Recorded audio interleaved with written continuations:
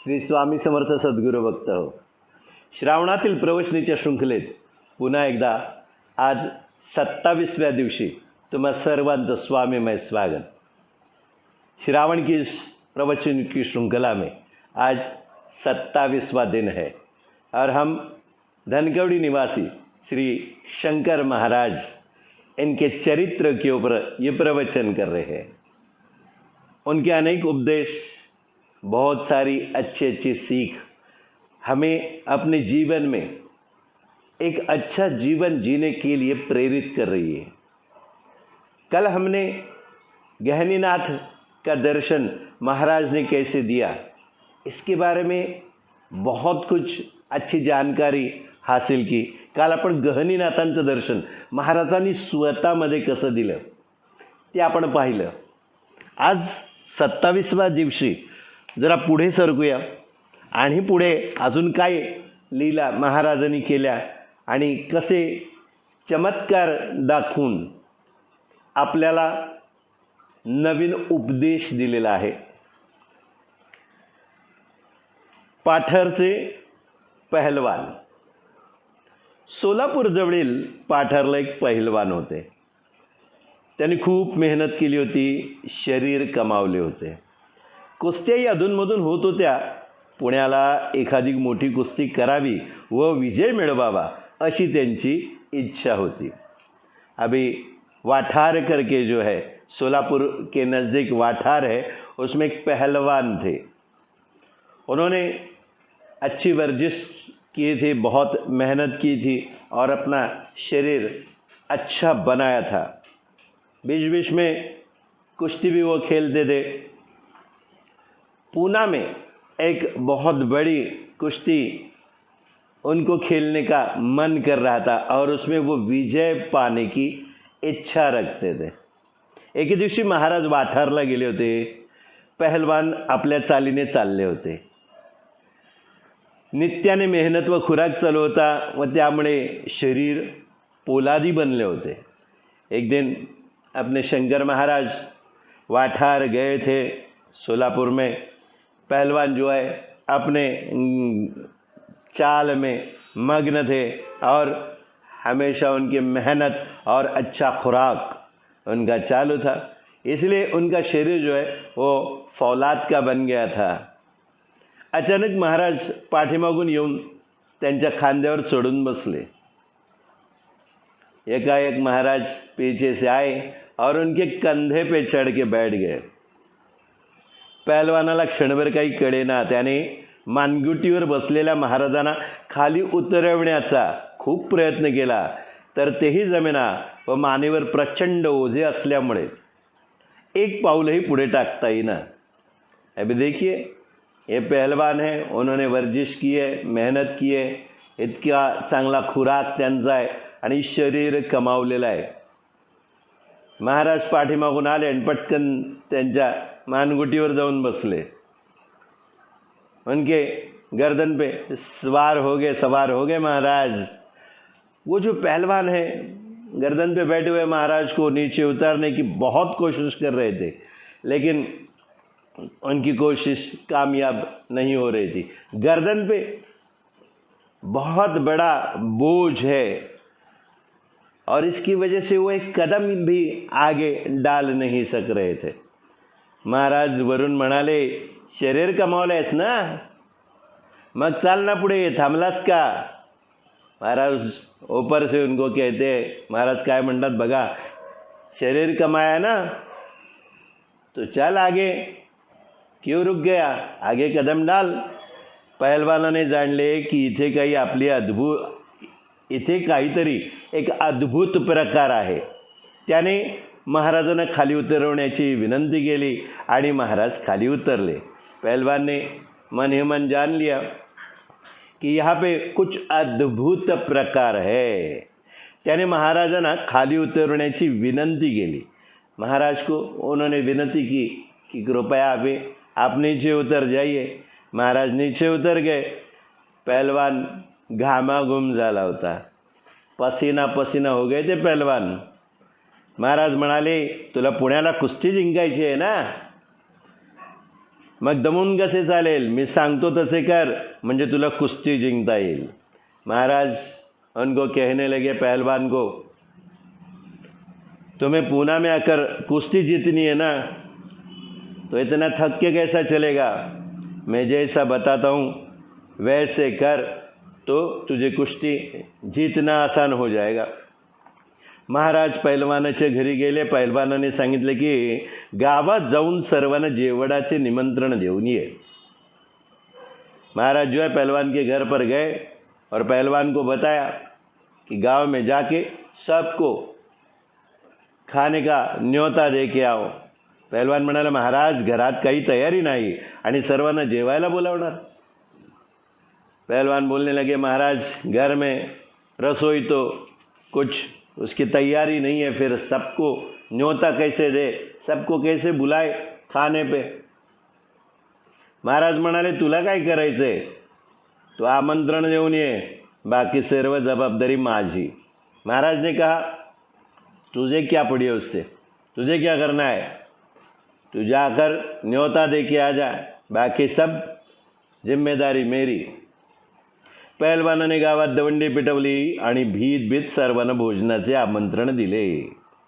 अभी पहलवान जो है गांव में उसने ढिंडोरा पीटा और डर डर कर डरते हुए सबको भोजन का न्योता दिया।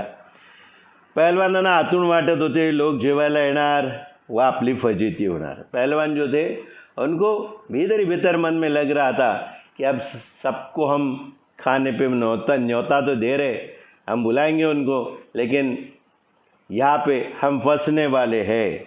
गावातील लोकांनाही कळे ना, म्हणून बातमी गावात पसरली, श्री शंकर महाराज पहलवानाच्या घरी आले आहेत।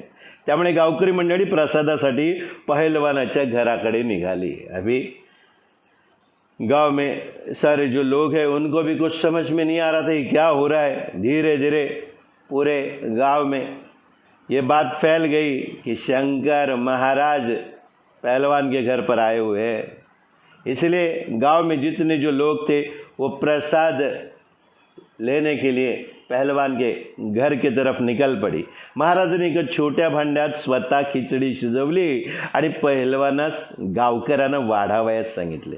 महाराज ने एक छोटे से पतीले में खुद खिचड़ी पकाई और पहलवान को, सारे जो गांव के लोग हैं उनको परोसने को कहा। त्या खिचडीत गावातील जवळजवळ सर्व माणसे जेवली। पहलवानाने महाराजांचे पाय धरले।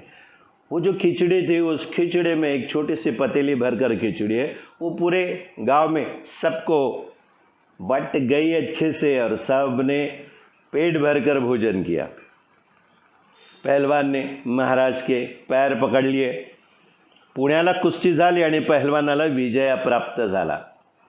देखिए महाराज ने जैसा बताया वैसा यहाँ पे पहलवान के साथ हुआ है। पहलवान ने पुणे में आके कुस्ती खेली और कुस्ती में विजय प्राप्त किया। पुण्यात पहलवानाची खांद्यावर घेऊन मिरवणूक निघाली। पुणे में पहलवान को कंधे पे उठा के गांव में उसकी बारात निकाली गई। महाराज अक्कलकोट महाराजांचे मठाजवळ उभे होते। महाराज तब अक्कलकोट श्री स्वामी समर्थ का जो मठ है उस मठ के पास खड़े थे। पहलवानांनी ते पाहिले, त्याने मिरवणूक सोडून महाराजांचे पाय धरले व त्यांनाच खांद्यावर घेऊन बैलबागेपर्यंत त्यांची मिरवणूक काढली। पहलवान ने उनको देखा, महाराज स्वामी समर्थ के मठ के पास खड़े हैं। उसने जो वहाँ पे बारात चल रही थी उसको लेके सब घुमा रहे थे, वो छोड़ दिया और खुद शंकर महाराज के आकर पैर पकड़ लिए और उनको अपने कंधे पे उठा लिया और बैलबाग जो है वहाँ तक उनको घुमाया। अभी महाराज जो है पहले उनके गर्दन पे चढ़ के बैठे थे, उस वक्त उनको बोझ सहन नहीं हुआ और जब उनके मन की मुराद पूरी हो गई, गांव में एक छोटी सी पतीली भरकर खिचड़ी जो है वो सबको बांटी गई। सब ने पेट भरकर खाना खाया। ये देखने के बाद महाराज की असली जो शक्ति है उसका प्रदर्शन उनको हो गया था, पहलवान को। उसके बाद महाराज ने जैसा कहा वैसा करके दिखाया। महाराज ने बताया था तुम्हें पुणे में अगर कुश्ती जीतनी है तो मैं जैसा बताता हूँ वैसे कर। महाराज ने क्या बताया, सिर्फ सबको न्योता दिया, पूरे गांव को खिचड़ी बाटी, प्रसाद बाटा। इसमें एक बात बहुत जरूरी है, याच्यात एक फार महत्त्वाची गोष्ट आपल्याला शिकायला मिळते, अन्नदान। आपण आपलं शरीर कमवण्यासाठी नेहमी स्वतःच्या आहारावर लक्ष देतो आणि ते बरोबरही आहे, ते चुकीचं नाही आहे। पण त्याबरोबरच या पूर्ण चराचरात अनेक जीवजंतू असतात, त्या जीवजंतूंवर लक्ष द्यावं असं इथे महाराज सुचवत आहेत। हम अपनी वर्जिश करते हैं, अच्छा खुराक रखते हैं, अपने शरीर को सशक्त बनाने की कोशिश तो करते हैं, खुद के खाने के ऊपर हमारा ध्यान अच्छी तरीके से रहता है। लेकिन महाराज ये इधर इस बात से क्या सुझाना चाहते हैं कि इस पूरे चराचर में जितने भी जीव जंतु हैं उनका पेट भी भरना चाहिए, यानी सत्पात्री दान। सारे जो लोग हैं उनकी दुआएं तो मिलेगी, उसके साथ खुद को दान की महत्ता जो है वो मालूम पड़ेगी, दानाचं महत्त्व आपल्याला कळेल। आणि फक्त आपण आपलाच विचार करतो, हम स्वार्थ बुद्धि से खुद के बारे में सोचते हैं। पहले तो महाराज उनके कंधे पे चढ़ के बैठे, उनके गर्दन पे बोझ भारी हो गया और पहलवान एक कदम भी आगे नहीं चल सकते थे। अभी पुणे में आकर महाराज ने बताया था पुणे में कुश्ती जीतनी है, तो कुश्ती जो है ये पहलवान जीत भी गए। फिर महाराज को उन्होंने देखा और महाराज को उठा के लिया। इस वक्त उन्होंने वो पूरे बारात में उनको घुमाया, तो उस वक्त महाराज वही है जो पहले थे, लेकिन क्षण में स्थूल अवस्था, क्षण में सूक्ष्म अवस्था, क्षण में फूल जैसे कोमल, हल्के फुल्के और क्षण में भारी। ये जो अवस्था है ये महाराज अपनी अंदर की संकल्प शक्ति से पा सकते थे। ये भी हमें यहाँ पे ज्ञात होता है। आपल्याला इकडे हेही कळतं, महाराज स्वतःच्या संकल्प सिद्धीने कधी जड तर कधी हलके, कधी मऊ तर कधी कडक, अशा वेगवेगळ्या अवस्था शरीराच्या ते प्राप्त करू शकत होते। महाराजांनी हे का केलं तर प्रत्येक व्यक्तीला स्वतःवरच जास्त स्वार्थबुद्धीने स्वतःलाच आपल्याला शरीराला काय हवं आहे या सगळ्या गोष्टीवर लक्ष असतो। पण त्या वेळेला आपण दुसऱ्याबद्दल सुद्धा ती सद्भावना ठेवली पाहिजे। ही फार महत्त्वाची गोष्ट आहे। दानाचं महत्त्व सुद्धा इकडे आहे। आणि तिथे गर्व आलेला, उधर एक घमंड उनको हुआ था अपने शक्ति का, और वो छोटी बड़ी कुश्तियाँ तो जीत ही रहे थे, लेकिन उनको पुणे में आकर कुश्ती जीतने का मन था। उसमें भी कुछ गलत नहीं था, वो एक चुनौती थी उनको अपने खुद के लिए, लेकिन फिर भी ये सब चल रहा था। हालांकि वो अच्छे दिल के, अच्छे विचार के पहलवान थे, लेकिन फिर भी उनको और सही मार्ग दिखाने के लिए ये महाराज ने एक युक्ति की और फिर अपना शरीर हल्का फुल्का करके उनके कंधे पे बैठ के पुणे में उन्होंने वो जो बारात थी उसमें इतनी दूर तक वो पहलवान उनको लेके गए। तब महाराज हल्के फुल्के हो गए थे। ये होती है संकल्प सिद्धि, ये भी हमें समझना जरूरी है। हैदराबादला एक सत्पुरुष राहत होते, ते महाराजांना मानत होते। त्यांचा हैदराबादला पूजा अर्चा देवधर्म चालू होता। हैदराबाद में एक सत्पुरुष रहते थे, वो महाराज को मानते थे। उनका हैदराबाद में पूजा अर्चा, देवधर्म, ये सब कुछ अच्छी तरीके से चल रहा था. एके दिवशी हैदराबादचे सत्पुरुषांना वाटले आपण सर्वश्रेष्ठ योगी आहोत. अहंकार नकळत प्रकट झाला. एक दिन क्या हुआ, ये हैदराबाद के जो सत्पुरुष है उन्हें ऐसा मन ही मन लगने लगा कि मैं ही सर्वश्रेष्ठ योगी अभी बन गया हूँ. अनजाने में अहंकार जो है उनके अंदर प्रकट हो गया था. त्यावेळी महाराज अहमदनगरला होते. महाराजांनी अंतर्मनाने हे जाणले. महाराज उस वक्त अहमदनगर में थे और महाराज ने अंतर मन से, अंतर ज्ञान से ये जान लिया. नगरहून त्यांनी गाड़ी केली आणि ते थेट हैदराबादला आले. नगर से उन्होंने गाड़ी की और वो सीधे हैदराबाद पहुंच गए. सत्पुरुषाच्या आश्रमात आल्यावर महाराजांनी सांगितले की मला थंडी वाजते. सत्पुरुष जो थे उनके आश्रम में जब महाराज पहुंच गए तब महाराज ने कहा कि मुझे ठंड लग रही है, प्रथम पाणी गरम करा, मला स्नान करायचे आहे. चुलीवर मोठी पातेली ठेवा, पहले गरम पानी कीजिए, हमें स्नान करना है. और चूल्हा जो है उसके ऊपर बहुत बड़ा जो पतेला है वो रखो.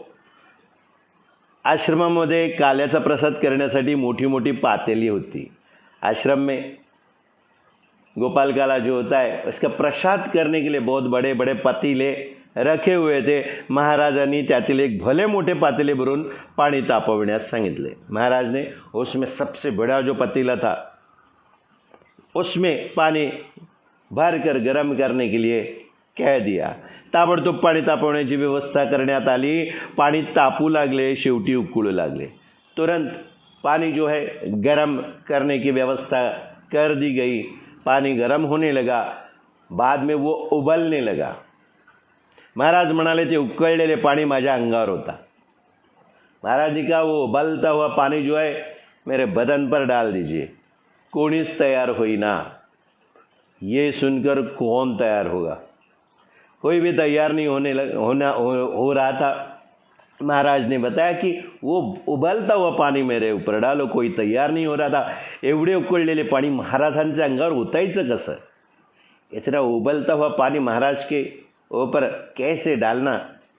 महाराजांनी पुन्हा आज्ञा केली आणि काही मंडळींनी त्या मोठ्या पातेल्यातील उकळते पाणी महाराजांच्या अंगावर ओतले. महाराजांचे स्नान झाले. महाराज ने पुनः एक बार आज्ञा की और कुछ लोगों ने फिर जाकर वो जो बड़ा पतीला था उसमें से उबलता हुआ पानी महाराज के बदन पर डाल दिया. महाराज का स्नान हो गया. महाराजांनी त्या सत्पुरुषाला बोलावलं व सांगितलं, आता राहिलेल्या पाण्याने तू आंघोळ कर. तू स्वतःला सर्वश्रेष्ठ योगी समजतोस ना, मग उकळत्या पाण्याने स्नान कर. महाराज ने वो जो सत्पुरुष थे उनको बुलाया और कहा अभी जो बचा हुआ पानी है उसमें से भी तुम्हें स्नान करना पड़ेगा. तो खुद को सर्वश्रेष्ठ योगी समझता है ना, फिर उस उबलते हुए पानी से स्नान कर. सत्पुरुषाने ओळखले की आपला अहंकार दूर करण्यासाठी महाराज आले आहेत. वो जो सत्पुरुष थे उन्होंने पहचान लिया कि उनके भीतर जो अहंकार की भावना प्रकट हो गई थी उसे दूर करने के लिए महाराज इधर आए हुए. त्यांनी महाराजांचे पाय धरले. महाराजांनी सांगितले पुन्हा असा अहंभाव बाळगू नकोस. उन्होंने महाराज के पैर पकड़ लिए. महाराज ने उनको कहा इसके बाद ऐसा अहंकार कभी पालना नहीं चाहिए, कभी भी ऐसा अहंकार मत कर. अभी सत्पुरुष है, मैंने कहा था पहले भी कि ये जो सत्पुरुष है उनको भी अहंकार की भावना बढ़ सकती है. क्यों? क्योंकि सजगता, फिर एक बार वही बात, सजगता हमारे मन में कायम होनी चाहिए.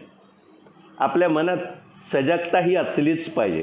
प्रत्येक वेळेला क्षणाक्षणाला आध्यात्म असू दे, परमार्थ असू दे, अध्यात्म हो या परमार्थ हो, इसमें हमें सजगता की ज़रूरत होती है. हमेशा खुद को टटोल कर देखना चाहिए. स्वतःला नेहमी पडताळून पाहणं जरुरीच असतं की कधी चुकूनही आपल्यात अहंकार आला तर काय होईल. सिद्धि सगळ्या प्राप्त होत असतात, सारी जो सिद्धियों का काम चल रहा होता है, फिर हमें ये लगने लगता है कि मैं सबसे बड़ा योगी बन गया हूँ, मैं सबसे बड़ी योगी बन गई हूँ। तो योगी नहीं बनो या योगी बनो, लेकिन सजगता हमेशा होनी चाहिए और इस बात का हमेशा हमारे दिल में अंदेशा होना चाहिए, मनात सदा सर्वदा ही गोष्ट कायम ठेवावी लागते की इदन्न मम, ये हम नहीं कर रहे हैं, ये हमारा नहीं है, इसमें हम नहीं है, इसमें वो है, वो शक्ति हमसे करवा रही है, हमारा कुछ भी नहीं है, सब कुछ तेरा, भगवान के प्रति अर्पण करना है। जो योगी होते हैं उनको उससे मिलने वाला जो भी है उसकी निरीक्षता जो है, यानी निरीक्ष भाव उनमें प्रकट होना जरूरी होता है। यानी क्या, वैराग, वैरागी अवस्था प्राप्त झाली पाहिजे, निरीक्षता आली पाहिजे, हे फार महत्त्वाचं असतं। त्यातून मिळणाऱ्या ज्या योगसिद्धी आहेत त्या गौण सिद्धी मानून त्यांच्याकडे लक्ष दिलं नाही पाहिजे। लक्ष दिलं आणि सजगता ढळली तर अहंकार हा आपल्या दाराशी उभा असतोच। एका कुटुंबात दत्तोपासना पिढ्यानपिढ्या चालत होती। आजोबा दत्त उपासक होते। नातू लढाईवर गेलेला होता, नातवाचे जवळ पोथ्या पुस्तके ठेवली होती, वेळ मिळेल तशी उपासना चालू होती। मात्र दत्त जयंतीसाठी ब्रह्मदेशातून ते गाणगापूरला आले होते आणि तेथे त्यांनी गुरुचरित्राचे मनोभावे पारायण केले आणि पुन्हा ब्रह्मदेशला परतले। अभी एक जो परिवार है उसमें दत्तोपासना मतलब दत्त महाराज की उपासना पीढ़ी दर पीढ़ी चल रही थी। उनके दादाजी जो थे दत्त उपासक थे और उनका पोता लड़ाई के यानी युद्ध के लिए बाहर गया हुआ था। उस पोते के पास कुछ पोथी, कुछ पुस्तकें और ग्रंथ थे। जब उनको वक्त मिलता था तब वो उपासना युद्ध पर जाने के बाद भी चालू ही रखते थे। खास दत्त जयंतीसाठी जानबूझकर दत्त जयंती के लिए वो ब्रह्मदेश में गए थे युद्ध के लिए। वहाँ से वो गाणगापुर आए, वहाँ पे उन्होंने गुरुचरित्र का मन से पारायण किया और पुनः वो वापस ब्रह्मदेश चले गए। पहिल्या महायुद्धात त्यांनी भाग घेतला होता। शत्रूशी लढून हे दत्तोपासक जेव्हा आपल्या तंबूत आले तेव्हा त्यांना आपल्या पॅन्टीला अनेक भोके पडलेली आढळली। पहले महायुद्ध की बात है, उसमें इन्होंने हिस्सा लिया हुआ था। शत्रु जो थे उनके साथ लड़ने के बाद ये दत्तोपासक जब अपने तंबू में वापस आए तो उन्होंने देखा कि उनकी जो पैंट है उनको अनेक छिद्र हो गए थे। त्यांना वाटले आपला पाय आता संपूर्ण कापून काढावा लागणार। उनको लगने लगा कि अपना जो पैर है अभी पूरी तरीके से काट दिया जाएगा, काटना पड़ेगा। त्याने पैंट वर करून पाहिली तर पायाला एकही गोळी लागलेली नव्हती। उन्होंने पैंट ऊपर करके देखी तो उनको पैर को एक भी गोली नहीं लगी थी। युद्ध में जब गोलियां चलती है तो उससे उन्हें लगा कि वो खुद घायल हो गए और उनके पैंट जो थी उसको बहुत बड़े बड़े होल हो गए थे, छिद्र हो गए थे। तो उनको लगा कि अभी हमारा पैर जो है हमेशा के लिए गया, अभी उसको काटना पड़ेगा। लेकिन जब उन्होंने पैंट ऊपर करके देखा तो मालूम पड़ा कि उनके पैर में एक भी गोली नहीं लगी। त्यांना अतिशय आश्चर्य वाटले। युद्ध संपल्यावर ते सुखरूप घरी आले। घरी दत्तोपासना चालूच होती। उन्हें ये बात के ऊपर बहुत आश्चर्य लगा। युद्ध जो है वह ख़त्म करके वो सही सलामत अपने घर पर आ गए। घर पर उनकी दत्तोपासना चालू ही थी। अचानक श्री शंकर महाराज त्यांच्या दारात येऊन उभे राहिले आणि म्हणाले, पहिल्या महायुद्धात मी तुमच्याबरोबर होतो, तुमच्या पाठीवर झाडलेल्या गोळ्या मी झेलल्या, तुमच्या पायावर झाडलेल्या गोळ्या मी झेलल्या।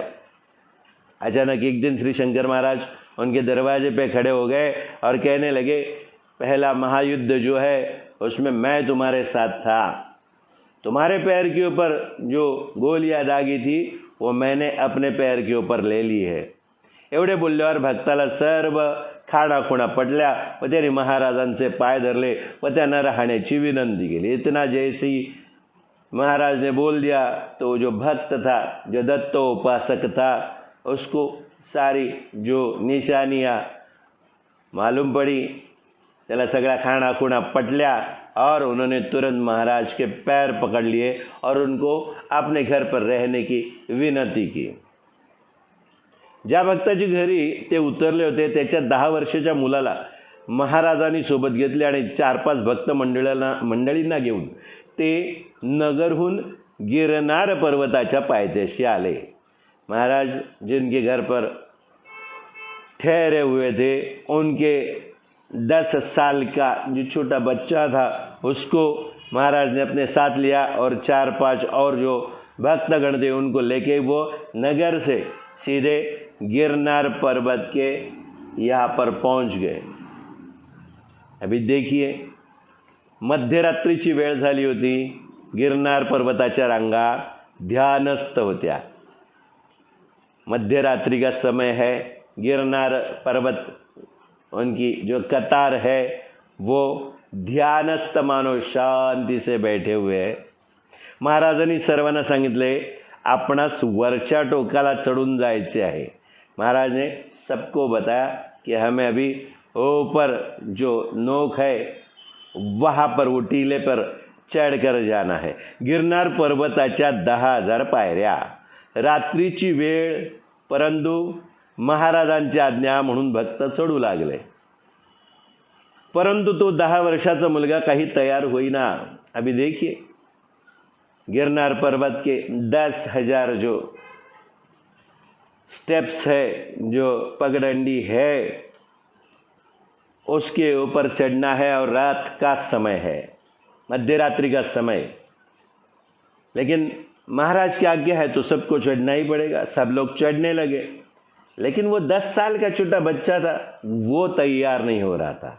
महाराजांनी त्या मुलाला आपल्या खांद्यावर घेतले आणि झपझप पावले टाकीत महाराज गिरनार पर्वतावर आले. अभी देखिए महाराज ने क्या किया.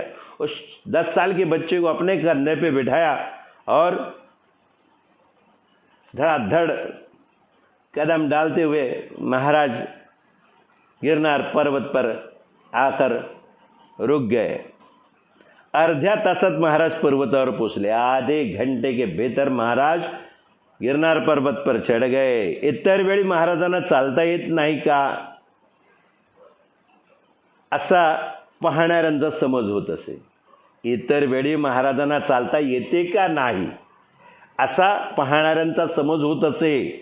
परंतु आज अर्ध्या तासात एवढा मोठा डोंगर चढून श्री दत्तात्रेयांचे स्थानाजवळ महाराज आले होते. अभी बाकी लोग जब महाराज के पास कभी देखते थे तो सबको ये लगता था कि महाराज चल सकते हैं या नहीं, महाराज चालू शकतात कि नहीं. ऐसे जो देखने वाले थे उनको लगता था कि महाराज चल सकते या नहीं, ये सवाल आता था. परंतु लेकिन आज आधे घंटे में इतना बड़ा 10,000 पगडंडी 10,000 पायऱ्यांचा गिरनार पर्वत चढ़कर महाराज श्री दत्तात्रेय का जो स्थान है वहाँ पर पहुँच गए थे. श्री दत्तात्रेयांच्या स्थानाजवळ पोचल्यानंतर श्री शंकर महाराजांनी अलाख अशी मोठ्याने गर्जना केली आणि त्या मध्यरात्री काळोखातून अनेक साधू तेथे जमा झाले. श्री दत्तात्रेय का स्थान है गिरनार पर्वत पर. ये जो गिरनार पर्वत दत्त महाराज जो है दत्तात्रेय, उनका मध्यरात्रि के समय वहाँ पे उनका विश्राम करने का स्थान माना जाता है. बहुत सारे दत्त उपासक असे अनेक दत्त उपासक आज श्री गिरनार पर्वतावर जातात. दत्त महाराजांचं दर्शन घेतात. तिथे दत्त महाराजांच्या पादुका आहेत. बऱ्याच लोकांना साक्षात अनेक वेगवेगळ्या देवतांची या पर्वतावर दर्शनं झालेली आहेत. आणि किंबहुना नाथस्वामी भक्त परिवारसुद्धा याच श्रावणात या गिरनार पर्वतावर 10,000 पायऱ्यांवर असलेल्या आपल्या गुरुमाऊलीचं दर्शन करण्यासाठी जाणार आहेत. हा योगायोग समजा किंवा शंकर महाराजांचा आदेश समजा. हम नाथस्वामी भक्त परिवार के भक्तगण जो है वो इसी श्रावण की इस प्रवचन की श्रृंखला के बीच में, जैसे शंकर महाराज गिरनार पर्वत पर श्री दत्तात्रेय भगवान का दर्शन करने के लिए पहुंच गए, वैसे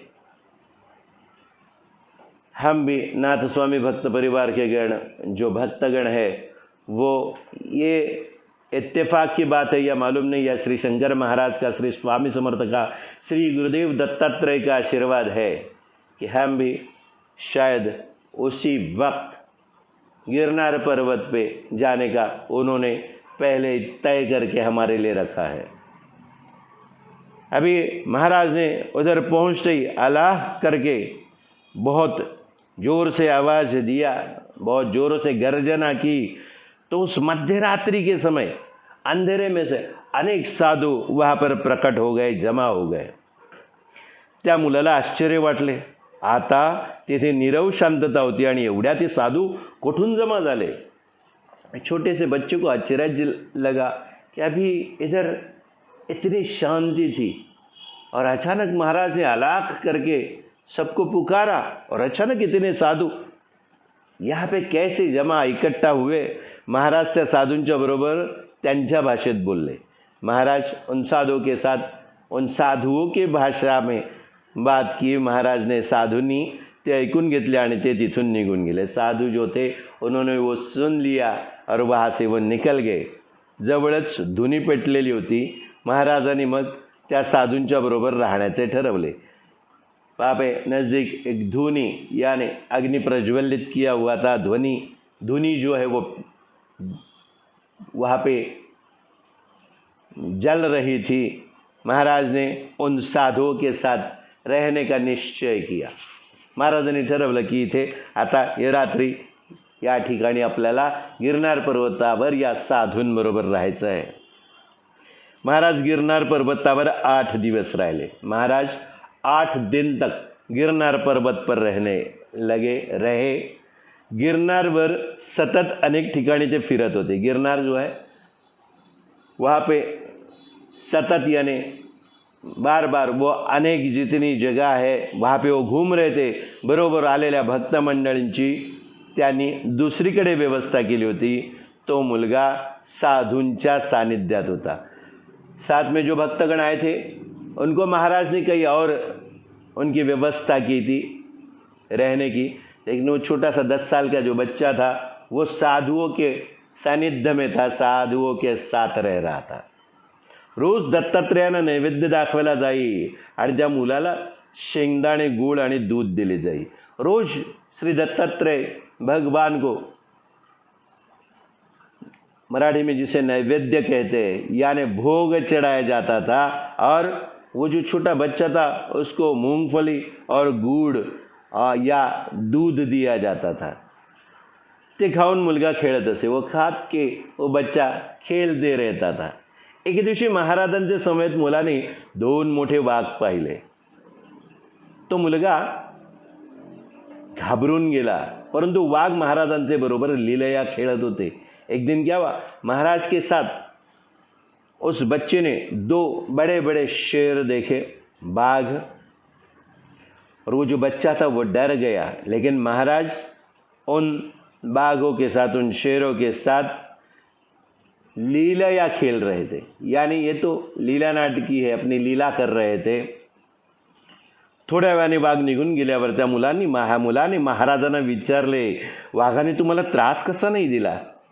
महाराजांनी सांगितले, त्यांच्यावर प्रेम केले तर ते काहीच करत नाहीत, आपण त्यांना दुखवत नाही म्हणून ते आपणास दुखवत नाहीत। थोड़ी देर के बाद वो जो बाघ थे वो निकल गए और तब उस बच्चे ने महाराज को पूछा, उस बाघ ने, उन बाघों ने आपको तकलीफ़ तो नहीं दी? महाराज ने कहा, उनके ऊपर अगर हम प्रेम करें, प्यार करें तो हमें वो कुछ नहीं करते। हम अगर उनको दुखाएंगे नहीं तो वो भी हमको दुखाते नहीं है, हमको तकलीफ़ नहीं देते। 8 दिवस महाराजांनी गिरनार पर्वतावर खूप भ्रमंती केली. गिरनार पर्वतावरून निघण्यापूर्वी महाराजांनी सर्व साधूंना भोजनास येण्याची विनंती केली. 8 दिन महाराज गिरनार पर्वत पर रह रहे थे. उन्होंने बहुत भ्रमंती की, यानी भ्रमण किया वहाँ पे. और गिरनार पर्वत पे से निकलने से पहले महाराज जो है उन्होंने सारे जो साधु है उनको भोजन का न्योता दे दिया. गिरनार पर्वतावर दत्तात्रेयांच्या स्थानाजवळ स्वयंपाकाची तयारी करण्यात आली. गिरनार पर्वत पर दत्तात्रेय का जो स्थान है, दत्तात्रेय भगवान का स्थान जो है, उस स्थान के पास स्वयंपाक यानी रसोई की तैयारी कर दी गई. अनेक साधू जेवावयास आले. अनेक जो साधू है वो भोजन करने के लिए आए. महाराजांनी शंख फुंकला आणि सर्वांना जेवावयास वाढले. महाराज ने शंख ध्वनि किया और सबको खाना परोसा. भोजनाचा कार्यक्रम मध्यरात्रीपर्यंत चालू होता. भोजन का जो कार्यक्रम था वो मध्यरात्रि तक चल रहा था. कणकेचे गोळे करून ते भाजले होते व त्याचे बरोबर भजी केली होती. आटा जो है वो आटे का गोला बनाकर वो भूज दिया था और उसके साथ भजी बनाई थी. गोळे मोठे होते आणि एक एक साधू 70 ते 75 भाजलेल्या कणकेचे गोळे खात होता. जो गोले थे वो बहुत बड़े थे और एक एक साधु 70 से 75 वो जो आटे का गोला था वो खा रहे थे. महाराजांनी मुलास सांगितले होते की तू काही खाऊ नकोस. मुलाने कुतूहल म्हणून साधूंना विचारले, आपण एवढे भोजन कसे करता? त्यावर एका साधूने उत्तर दिले, अवधूत आते हैं तो हम खाना खाते हैं, नहीं तो हमेशा पवन खाते रहते हैं. अभी देखिए, महाराज ने उस छोटे 10 साल के बच्चे को बताया था, तू इसमें से कुछ खाएगा नहीं. वो बच्चे ने कुतूहल से उन साधुओं में से एक साधु को पूछा, आप इतना भोजन कैसे कर लेते हैं? तब एक साधु ने उत्तर क्या दिया? उस साधु ने उत्तर दिया, अवधूत आते हैं तो हम खाना खाते. जेव्हा अवधूत येतात ना तेव्हाच आम्ही खाणं खातो, नाही तो हमेशा पवन खाते रहते. नाहीतर आम्ही काय करतो? आम्ही वाऱ्यावर जगतो, वारा आम्ही खातो. महाराजांना आपल्याबरोबरच्या भक्तांना खाली येताच नगरला जाण्यास सांगितले. महाराजांनी आपल्याबरोबर जे भक्त आले खाली तेव्हा त्यांना नगरला जाण्यास सांगितले. नगरवरूनच त्या भक्तांना आणि त्या 10 वर्षाच्या मुलांना महाराज घेऊन आले होते गिरनार पर्वतावर. जैसे महाराज नीचे आए तो अपने साथ जो भक्त थे उनको उन्होंने वापस नगर भेज दिया जाने को कहा. महाराज त्या मुलाला खांद्यावर घेऊन झपाझप पावले टाकीत निघाले. लेकिन वो जो 10 साल का बच्चा था उसको अपने कंधे पे महाराज ने लिया और वो वहाँ से निकल पड़े. दूसरी एक गाड़ी गिरनार से पायथ्याशी थांबली होती और एक गाड़ी गिरनार के यहाँ पर पर्वत की यहाँ पर रुकी हुई थी, खड़ी थी. महाराज त्या मुलाला घेऊन एका गुजराती गृहस्थांचे गाडीतून जूनागढ़ला आले. महाराज ने क्या किया? उस बच्चे को लिया और एक गुजराती गृहस्थ जो थे उनकी गाड़ी में से वो जूनागढ़ पहुंच गए. तेथे उत्तमपैकी भोजन तयार होते व तेथील लोग महाराजांचीच वाट पाहत होते. वो जूनागढ़ आए तब वहाँ पे बहुत अच्छे भोजन की तैयारी, अच्छे पकवान बने हुए थे और वहाँ के जो लोग थे वो महाराज का इंतज़ार कर रहे थे. अभी ये जो सब घटनाएं हैं ये लीला विलास है. यहाँ पे फिर एक बार हम आपको ये बताना चाहेंगे कि महाराज गिरनार पर्वत पर गए, साक्षात खुद दत्त महाराज है वो, उन्होंने अलाह करके आवाज़ दी और उसमें अचानक से सारे साधु वहाँ पर इकट्ठा हो गए. उस छोटे से 10 साल के बच्चे को आश्चर्य लगा कि ये अचानक यहाँ पे नीरव शांतता थी, इतने सन्नाटा था और सन्नाटे में अचानक इतने साधु कहाँ से आए. उन साधुओं के साथ महाराज ने वहाँ पे रहने का निश्चय किया. 8 दिन तक महाराज उधर रहे. 8 दिवस महाराज तिथे राहिले. अष्टसिद्धी आणि 8 आकडा हा लक्षात ठेवायचा. अष्ट म्हणजे 8 8 दिवस महाराज त्या साधूंबरोबर राहिले. ते साधू अवधूत जे आपले शंकर महाराज आहेत, जो शंकर महाराज हमारे अवधूतों के अवधूत साक्षात गुरुदेव दत्तात्रेय है, तो उनको मिलने के लिए आए. वहाँ पे 8 दिन महाराज के साथ वो रहे और आखिरी दिन महाराज ने उनको भोजन खिलाया. आटे के गोले बड़े बड़े बनाए. एक एक साधु 70 और 75 गोले खा रहा था. ये देखकर उस बच्चे ने पूछा की आप इतना खाना कैसे खा लेते हो. तब जो बात बताई ते जेव्हा त्यांनी सांगितलं की जेव्हा अवधूत येतात तेव्हा आम्ही एवढं भोजन खातो, बाकी हम हवा खाते. बाकी आम्ही काय करतो, आम्ही हवा खातो. मतलब क्या, ये साधु अपनी साधना में लीन है, अपनी साधना कर रहे हैं. हर एक जगह पर जो पवन यानी हवा है, जी हवा चालू आहे, त्या सर्वत्र पंचमहाभूतात पसरलेले आपले महाराज, आपले दत्तात्रेय हे त्यांना त्यावेळेला त्या पद्धतीने आपल्या ज्ञानाचं भोजन करवत असतात. ज्ञान का भोजन उस पवन के जरिए उनको दत्त महाराज करते रहते. लेकिन खुद जब वो वहाँ पे प्रकट होते हैं तब भौतिक रूप का भोजन यानी वो ऐसा भोजन जो सिद्धि, जो उनको चाहिए, जो चीज़ अभी उनको आगे बढ़ने के लिए चाहिए, वो ज्ञान वो उन साधुओं को 8 दिन बांटते हैं. 8वें दिन बांटते हैं. यानी क्या है, 70-75 गोले जो है आटे के कणिकेचे गोळे म्हटलेले आहेत. या कणिकेचे गोळे फार महत्त्वाचे आहेत.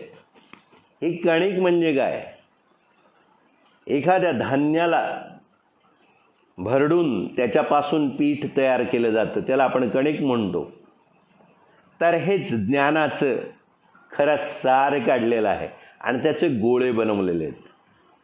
यहाँ पे एक चीज़ आपने देखी होगी, इकडे तुम्ही एक खास गोष्टीवर लक्ष केंद्रित केलं तर लक्षात येईल की महाराजांनी त्या लहान मुलाला ते जेवण खायला दिलं नाही.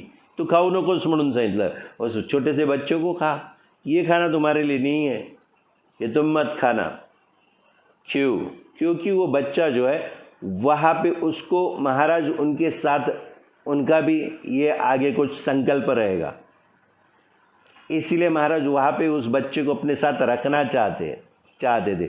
उसको मूंगफली और दूध वगैरह सब दे के उसका तो पेट भर रहा था. लेकिन ये जो साधु थे वह वहाँ पे महाराज के संकल्प शक्ति से प्रकट हो गए थे. वो शरीर रूप से थे या नहीं थे ये बात और है, लेकिन वहाँ पे वो प्रकट हो गए थे महाराज की आज्ञा के ऊपर. तो महाराज ने उनको आज्ञा दी थी और महाराज का मिलन उधर था. वो मिलन इस छोटे से बच्चे ने अपने आँखों से देखा. फिर वहाँ से वो नीचे उतरे. साथ में जो और नगर से लोग आए थे उनको अलग जगह पे रखा था, इस बच्चे को सिर्फ अपने साथ रखा था. ये बहुत गौर फरमाने वाली बात है. याच्यावर खास लक्ष केंद्रित करावं लागेल, कारण महाराजांनी हे जाणीवपूर्वक केलेलं आहे. कारण साक्षात भगवंत आहेत, त्यांना पुढे काय लीलाविलास करायचं असेल हे आपल्यालाच कळणार नाही. पण त्या छोट्याशा मुलाला आपल्याबरोबर ठेवलं. बाकीचे जे नगरवरून मंडळी आली ती त्यांची व्यवस्था वेगळी केली होती. आणि नंतर पर्वतावरून गिरनार पर्वतावरून खाली उतरले महाराज. नीचे उतर गए गिरनार पर्वत से. उतरने के बाद तुरंत महाराज ने कहा कि आप लोग सब नगर निकल जाओ. और वो तुरंत अब उस छोटे से 10 साल के बच्चे को अपने कंधे पे लेके तुरंत वहाँ से निकल गए. सामने एक गाड़ी खड़ी थी, वो एक गुजराती गृहस्थ थे, उनकी गाड़ी में से वो जूनागढ़ पहुँचे. वहाँ पे अच्छे अच्छे खाने पंचपक्वान्न आपण ज्याला मराठीत म्हणतो, ते पंचपक्वान्नांनी जेवण तयार होतं आणि तिकडची लोक अगोदरच महाराजांची वाट बघत होते. अभी क्या लीला विलास है देखिए महाराज का. इसके बाद हम आगे बढ़ेंगे, इस बात को यहीं पे रखते हैं. महाराज एक 10 साल के बच्चे के ऊपर क्या संस्कार करना चाहते हैं, क्या देन देना चाहते हैं. 1930 साली प्रथम महाराजांनी देह ठेवण्याचा मनोदय प्रकट केला. 30 महाराज ने पहली बार खुद का देह रखने का मनोदय जो है प्रकट किया. महाराजांनी नगरला भक्तांसमोर हा विचार मांडला. महाराज ने नगर में ही सारे जो भक्तगण थे उनके सामने अपना ये विचार रख दिया. खुद की समाधि, अपना शरीर देह जो है वो त्याग देने का विचार उन्होंने प्रकट किया. महाराजांच्या सानिध्यात भक्त मंडळी रंगून गेली होती. अभी महाराज के साथ सारे जो भक्तगण थे वो उनके रंग में रंग गए थे. आंतरिक परमार्थाचा मार्ग त्यांना सापडला होता. आंतरिक परमार्थ जो है उसका मार्ग अभी सबको मिला हुआ था. वो उनको त्यांना तो सापडला होता. थोड्याच दिवसात महाराज आपण सोडून जाणार म्हणून भक्त मंडळी उदास झाली. थोड़े ही दिन में महाराज हमें छोड़कर चले जाएंगे ये सोचकर सारे जो भक्तगण हैं वो उदास हो गए. पण महाराजांचे मन अडवणार कौन? अभी सारे जो भक्तगण थे वो उदास हो गए थे, लेकिन महाराज का मन जो है वो अभी मोड़ेगा कौन? उसके खिलाफ कौन जाएगा? महाराज को समझाएगा कौन? उनके मन का जो विचार था देह रखने का, सबको उदास उदास लगने लगा. अभी महाराज का मन जो है वो पलटने के बारे में सब लोग सोचने लगे, लेकिन कौन ये कार्य करेगा, कौन ये काम करेगा? महाराजांच्या अत्यंत जवळचा एका भक्ताला राहवले नाही आणि तो म्हणाला, महाराज के अत्यंत निकट का एक भक्त था, उसको रहा नहीं गया और वो कहने लगा, महाराज आपण आम्हाला परमार्थाची गोडी लावता, मार्गदर्शन करता आणि आज आपणच आम्हाला सोडून जाण्याची भाषा बोलता, हे योग्य नाही, आपण जाता कामा नये. वो कहने लगा, महाराज आपने हमें परमार्थ की मिठास समझाई, उसके लत लगा दी, मार्गदर्शन आपने किया और आज आप ही हमें छोड़कर जाने की बात कर रहे हैं. आपने नहीं जाना चाहिए. महाराज म्हणाले, दर 17 वर्षांनी देह ठेवण्याची चांगली वेळ येते, ती आज आली आहे म्हणून देह ठेवण्याचा विचार करीत आहे. महाराज ने कहा, हर 17 साल के बाद देह रखने का अच्छा समय आ जाता है. वो समय अब आया हुआ है, वो घड़ी अब आई हुई है, इसलिए मैं देह रखने की सोच रहा हूँ. भक्त म्हणाले, 17 वर्षांनी पुन्हा येईलच, आता देह ठेवण्याची गरज काय? भक्तगणों ने कहा कि 17 साल के बाद तो समय वापस आएगा, अभी आप देह क्यों रखना चाहते? महाराजांनी सभोवताली पाहिले. सर्वांची अंतःकरणे सद्गदित झाली होती. कंठ दाटून आला होता, डोळे पाण्याने भरले होते. हे निस्सीम आणि निरागस प्रेम पाहून महाराजांनी सांगितले की आम्ही देह ठेवण्याचे रहित केले आहे. अभी यहाँ पे देखिए, सब ने बोला महाराज को 17 साल के बाद भी वो घड़ी आई जाएगी, अभी आपको देह रखने की क्या ज़रूरत है? महाराज ने आजू बाजू में सबके चेहरे देखे और सबका जो अंतःकरण है वो सद्गदित हो गया था. सब हिल गए थे, भाव विभोर हो गए थे, सब लोग अंदर से रो रहे थे. हर एक का कंठ जो है वो भर चुका था, भर, और आँख में भी पानी आ चुका था. ये जो निस्सीम और निरागस जो प्यार है, छोटे से बच्चे की जो निरागसता है, वैसी ये प्रेम देखकर महाराज ने कहा कि हमने अभी देह रखने का जो विचार है वो रहित कर दिया है. वह अभी हम देह नहीं रखेंगे, हमने वो विचार छोड़ दिया है. सारा भक्त मंडळींना पराकोटीचा आनंद झाला. सारे तो जो भक्तगण है ये सुनकर सब लोग बेहद खुश हो गए.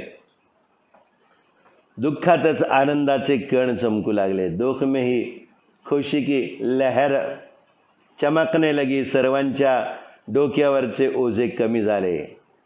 महाराज ने जब बताया कि वो देह रखने की बात सोच रहे, तभी सबके दिल और दिमाग पे मानो बोझ सा आ गया था, वो अभी जो बोझ है कम हो गया था. अनेकांनी प्रेमाश्रूंनी महाराजांचे चरण कमल धुतले. बहुत सारे जो भक्तगण है वो प्रेमाश्रु यानी प्रेम के अश्रु से महाराज के चरण धोने लगे. नगरला जनार्दन बुवा सोनावणे राहत होते. नगर में जनार्दन बुवा सोनावणे रहते थे. लहानपणापासून त्यांना गायनाची गोडी होती. बचपन से ही उनको गायन की लत थी, गायन की मिठास उनमें भरी हुई थी. उनको अच्छा लगता था गाना. संतांचे अभंग ते सुरेल म्हणत असत. संत जो है उनके अभंग वो बहुत अच्छे सुर के साथ गाया करते थे. भजनामध्ये तासनतास रंगून जात संगीताचेही वर्ग ते घेत असत. भजन में घंटों वो बिता देते थे. उसमें भाव विभोर हो के मस्त रहते थे और संगीत के वर्ग यानी संगीत की शिक्षा भी वो लोगों को दिया करते थे. महाराज जनार्दन बुवा सोनावणे यांच्याकडे येऊन बसत असत. महाराज जनार्दन बुवा सोनावणे जो है उनके पास आकर बैठते थे. मोठ्या आवडीने त्यांचे भजन ऐकत असत. बहुत प्यार से और बहुत चाहत से महाराज उनका भजन सुना करते थे. अनेक भक्त मंडळी भजनातील परमानंद भोगत उपभोगत असत और भक्तगण भी उस भजन में जो परमानंद है उसका उपभोग लिया करते थे. महाराजांची लहर लागली की महाराज जनार्दन बुवांकडे जात असत. भजन ऐन रंगात आले की महाराज उठून तल्लीन होऊन नाचत असत.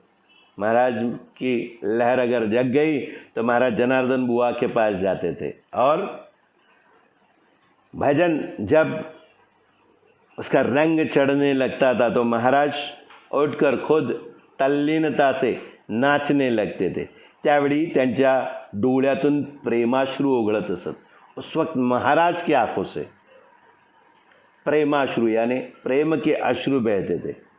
महाराज बेहोश होऊन भगवंताच्या भक्तीत न्हावून निघत. महाराज बेहोश होकर भगवत की भक्ति में मानो नहाते थे. देखिए साक्षात ईश्वर है. हमें ये बताते हैं कि हमें किस तरीके से तल्लीनता से भक्ति में रममाण होना है. साम साम इसके ऊपर इसी प्रवचन की श्रृंखला में हमें महाराज ने बहुत अच्छा ब्यौरा दिया हुआ है. सा आणि अम याच्यावर आपण याच प्रवचनेच्या श्रृंखलेत बराचसा अभ्यास केलेला आहे. महाराजांनी बऱ्याचशा गोष्टी आपल्याला दिलेल्या आहेत. म्हणजे बैठकही हवी, भजन भी चाहिए और वो उसके साथ सूर चाहिए. तो क्या होता है, भागवत की शक्ति जागृत हो जाती है. साक्षात महाराज की आंखों में प्रेमाश्रु आते थे और महाराज बेहोश होकर भगवत की भक्ति में मानो नहाते थे. महाराजांच्या सहवासाने जनार्दन बुवा सोनावणे यांच्या मुखातून कितीतरी अवीट गोडीची भक्तिगीते प्रकट झाली. महाराज का जो सहवास था उसकी वजह से जनार्दन बुवा सोनावणे जो थे उनके मुख से ऐसे कई मिठास भरे जो भक्ति के गीत है वह प्रकट हुए थे. महाराजांचा एक निस्सिम भक्त नगरमध्ये वास्तव्य करून होता. अभी महाराज का और एक भक्त था वो नगर में वास्तव्य कर रहा था. मनोभावे महाराजांची सेवा करीत होता. मनोभावे यानी मन से महाराज की वो सेवा करता था. त्याची महाराजांवर अपरंपार श्रद्धा होती. महाराजांवर त्या भक्ताची जो त्यांचा एक निस्सिम भक्त नगरमध्ये वास्तव्य करून होता त्याची अपरंपार श्रद्धा होती. अपरंपार यानी बेहद ज़्यादा श्रद्धा महाराज के ऊपर उनकी थी. घरी दत्तोपासना चालू होती. घर में उनके दत्त की उपासना चल ही रही थी. एक ही दिवशी महाराज दाढ़ी करण्यासाठी न्हाव्याकडे गेले होते. महाराज एक बार दाढ़ी बनाने के लिए नाई जो है उसके पास गए थे. अर्धी दाढ़ी झाली आणि महाराज तसेच उठले. आधी जो दाढ़ी उनकी हो गई और महाराज वैसे ही उठे. एके ठिकाणी काही मंडळी एक प्रेत तिरडीवर बांधित होती. महाराज वहाँ से उठे, एक जगह पे कुछ लोग एक प्रेत यानी शव जो है वो बांध रहे थे, मराठीत आपल्याला तेरडीवर बांधणे म्हणतो। तो वहाँ पे उस शव को अंतिम यात्रा के लिए बांधने का काम चल रहा था। महाराज चक्क त्या प्रेतावरच जाऊन बसले। महाराज तुरंत गए और लोगों को अचरज लगे। सीधे जाकर वो प्रेत जो है डेड बॉडी उसके ऊपर ही जाके महाराज बैठ गए और कहने लगे आणि म्हणाले, कुठे जातोस? अजून तुला परमार्थ साधावायचा आहे। कहाँ जा रहे हो? अभी तुम्हें परमार्थ की साधना करनी है। एवढे बोलून महाराज निघून गेले आणि थोड्याच वेळात ती मृत व्यक्ती दत्त दत्त म्हणत ताडकन तिरडीवरून उठून बसली। इतना ही बोला, महाराज ने उसके ऊपर जाके बैठ गए महाराज और कहा जा रहे हो? अभी तुमको बहुत परमार्थ की साधना करनी है, बहुत परमार्थ साधना है तुम्हें। इतना बोलकर महाराज वहाँ से निकल गए। थोड़ी देर में वो जो मृत व्यक्ति थी वह दत्त दत्त कहते हुए तुरंत प्रेत अवस्था से बाहर आई और उठकर बैठ गई।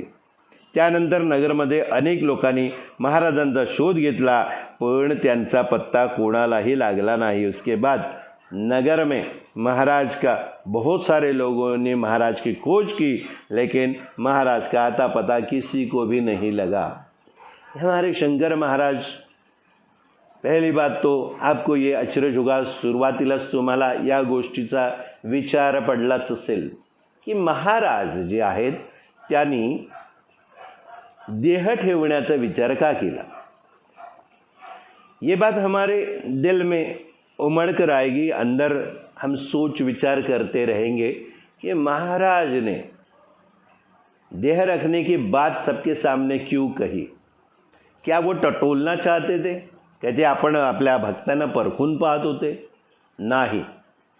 फक्त एक गोष्ट फार महत्त्वाची इथे आपल्याला समजायची आहे, ती म्हणजे मध्ये हा संदेश प्रत्येकापर्यंत पोहोचवण्याची जरूरत असते, गरज असते की आपण एका भक्तीमध्ये आपण लीन झालेलो असतो आणि त्या गोष्टीची आपल्याला सवय होते।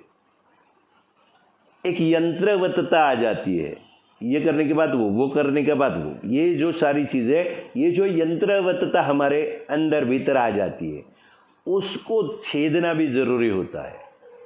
हम हमारे पूरे रोज़मर्रा के जीवन में ऐसी यंत्रवतता के शिकार बन जाते हैं।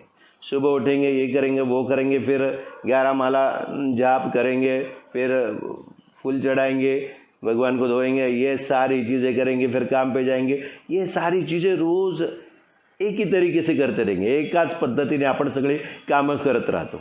तसंच परमार्थामध्ये सुद्धा आपल्याला हे नक्कीच होतं की नाही, मला महाराज आहेत, महाराजच सगळं करणार, पण मध्येच या गोष्टींचा अंदाज देणं जरुरीचं असतो। मध्येच हे सांगणं जरुरीचं असतं की अशी वेळ येण्याची शक्यता लवकरच आहे, तुम्ही तयार रहा, तुम्ही आत्मनिर्भर बना, आप स्वतंत्रता के जीवन जीना चाहिए, ऐसा उनको लगता है। उन्होंने आज तक हमें जो उपदेश दिए, जो भी सीख दी है, वो क्या दिया है, वो यही बताना चाहते हैं कि मेरे चमत्कारों के ऊपर, मेरे एहसास के ऊपर आपको जीना है, मेरे चमत्कारों के ऊपर नहीं जीना है। मैं हूँ, मैं रहूँगा, मैं था, मैं हूँ, मैं रहूँगा, लेकिन मैं इस शरीर के साथ तुम्हारे साथ रहूँगा ज़रूरी नहीं है। जैसे शिर्डी के साई बाबा ने कहा है, जरी हे शरीर गेलो मी टाकून तरी मी धावेन भक्तासाठी। शरीर भी अगर मैंने त्याग दिया तो भी अपनी भक्तों की हर एक काम के लिए मैं दौड़ कर आऊँगा। तब कह के वो सामने खड़े रहेंगे, लेकिन हम उसमें अटके रहते हैं। धीरे धीरे धीरे धीरे ये सारी चीज़ों में लोग अटकने लगते हैं। महाराज की आदत है, महाराज अगर गए हैं तो हमारा क्या होगा, ये सारी चीज़ जो है उसको थोड़ा सा कहीं धक्का देना ज़रूरी था। इसीलिए महाराज ने अपने देह रखने की बात की। ह्याच्यासाठी महाराजांनी थोडासा धक्का दिला। महाराजांचं येणं जाणं हे त्यांनीच ठरवलेलं आहे। ते त्यांचीच संकल्पसिद्धी आहे, तेच ठरवणार आणि तेच ठरवतात. त्यामुळे महाराजांनी ठरवलंच होतं, पण तरीसुद्धा आपल्या भक्तांना स्वतंत्र आयुष्य जगायला शिकवण्यासाठी महाराजांनी थोडंसं धक्कातंत्र वापरलं. त्यानंतर महाराजांनी भक्तीची जी गोडी आहे ती जनार्दन बुवांच्या अभंगातून आपल्यासमोर ठेवली.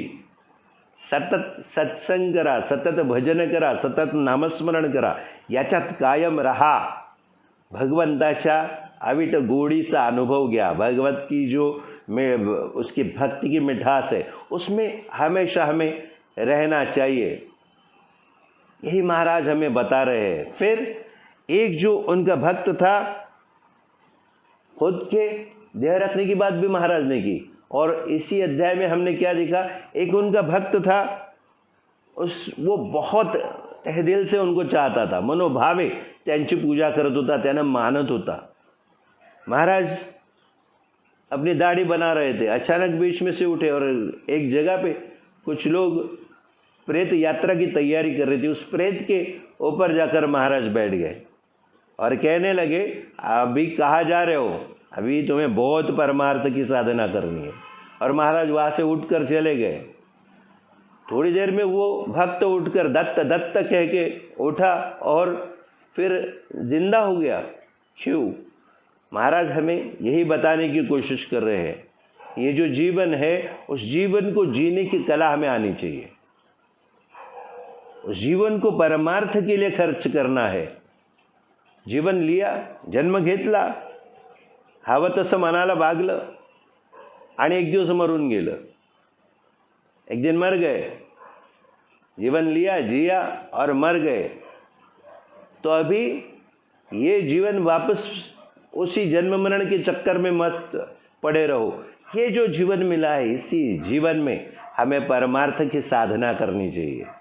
ये जीवन दोबारा नहीं मिलेगा. इसीलिए शंकर महाराज ने हमें ये चमत्कार करके दिखाया. हालांकि जो मृत व्यक्ति है उसको जीवन दान देने की महाराज को ज़रूरत नहीं है.